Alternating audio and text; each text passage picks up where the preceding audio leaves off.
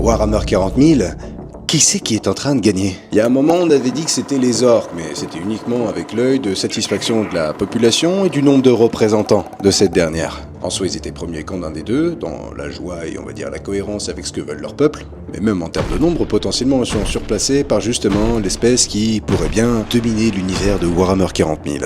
Cette espèce, ce sont les tyrannides. Voyons pourquoi et comment ces espèces, que je déteste personnellement, sont pourtant, malgré moi, en train de dominer l'univers. Mais avant, n'oublie pas de t'abonner à se compter à notre chaîne YouTube, ça renforce énormément l'Imperium. Bon, souvent on parle des Nécrons contre les Tyrannides en termes de puissance, mais les Nécrons, ils sont monstrueux, mais un nombre limité. Chaque soldat perdu, c'est un corps en moins. Même avec la téléportation et l'auto-réparation, ils ne peuvent pas se dupliquer à l'infini. Si je commence par eux, c'est parce que dans mes précédentes vidéos, c'est ce que je vous disais. Les Nécrontyres et les Tyrannides, pour moi, c'était vraiment deux big threats pour l'Imperium, avec une avance soit technologique exceptionnelle, tant bien qu'on dirait que c'est de la magie, soit des garnisons de flottes adaptatives, évolutives, qui, elles, ont un nombre quand même quasiment infini. Mais le truc, c'est que les Nécrontyres, ils ont déjà fait des alliances avec des humains pour défoncer des Tyrannides.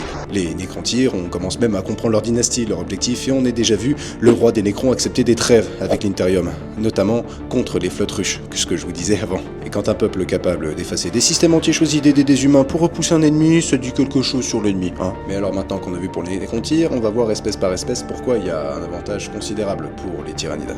Déjà, les Tyrannides, elles ont pas besoin de chaos pour se transporter, elles voyagent avec les flottes ruches, donc elles ont pas besoin du warp, donc si ce sont elles qui dominent, le chaos dégage. Et on a vu qu'elles pouvaient défoncer n'importe quelle biomasse qui était susceptible de tomber au chaos, donc en gros, elles bouffent la bouffe du chaos. Le problème, c'est que le chaos se fait aussi défoncer par les Tyrannides, parce qu'elles ont même créé des flottes spécialisées pour lutter contre ce dernier. Et oui, elles s'adaptent vraiment à tout, même à l'immatériel. Et oui, merci la flotte ruche Chronos, on en a fait une vidéo d'ailleurs. Vous allez me dire, alors, il y a peut-être les orques, mais on a vu qu'ils avaient déjà perdu un secteur entier, Octarius, que leur adaptabilité est bien moins avancée que celle des Tyrannides. Et si à la rigueur, oui, la seule chose qui pouvait les sauver, c'était la répartition des spores, le truc c'est que les Tyrannides, elles sont quand même un petit peu connues pour bouffer la planète entière, en toute sa violence, tout ce qui est possible, même les petits champignons. Pour ce qui est de l'équipement militaire, j'ai rien à dire, ils ont exactement la même chose que tout le monde, que ce soit à travers des titans éléphantes ou des puissants guerriers comme les Nord Emissari. Bref, c'est la merde.